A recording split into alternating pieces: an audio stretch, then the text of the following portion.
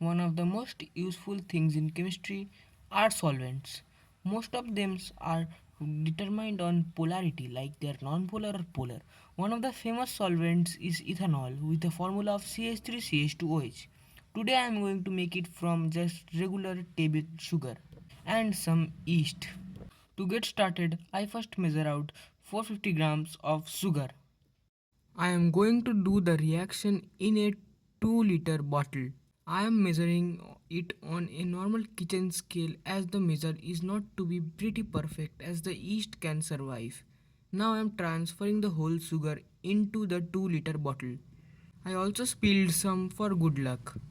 Then I added nearly 170 milliliters of the solution to make the whole thing 2 liters. Now a simple airlock was made with a container, a cap and a pipe and the bottle cap which was attached. It was like a pressure cooker lid. Now to activate the yeast I added some little lukewarm hot sugar water. The temperature should not cross 35 to 30 degrees Celsius.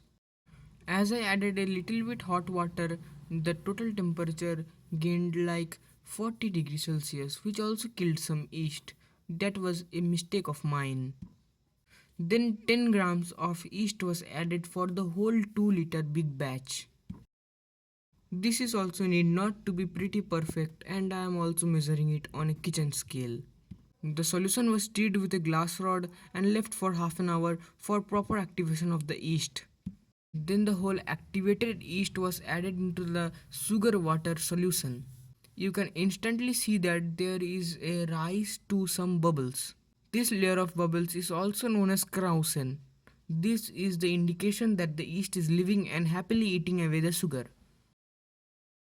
After the whole yeast was dumped into it, there was a lot of gas bubbles and some solution also overflowed, which was not shown in the video.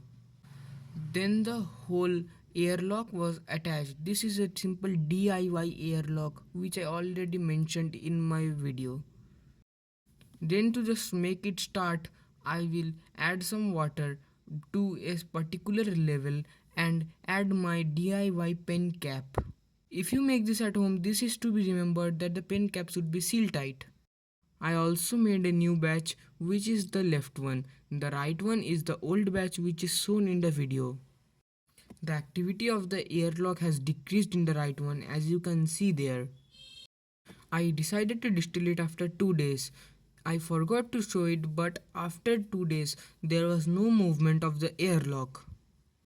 And it is the latter part because I distilled some of it already. I covered it with the aluminium foil and this is a 500 milliliter round bottom flask connected to a Vigrex column for fractional distillation. That was the biggest round bottom flask I had. Then a thermometer adapter was added with a alcohol thermometer and a simple Liebig's condenser was added with a simple pump and some cold water flowing through it. As you can see there, I just put the whole tray from my fridge. And after some time, as the heating improved, the distillation also started and you can see the wafer front of the 95% ethanol. First, the heads part or the primary distillate that was coming over at 64 to 70 degrees Celsius was discarded. Then the temperature stabilized at 78 degrees Celsius and the distillate was collected. The distillate was pretty clean and I could tell by the smell that it was 95% ethanol water azeotrope. To test it practically, I took some in the watch glass and lit it up on fire. You can see the color of the flame which has a light blue color with a yellow top. It perfectly represents the ethanol flame. Now let's come to the yield. I got 200 milliliters of ethanol which represents a 10% ABV. Please support me for more videos.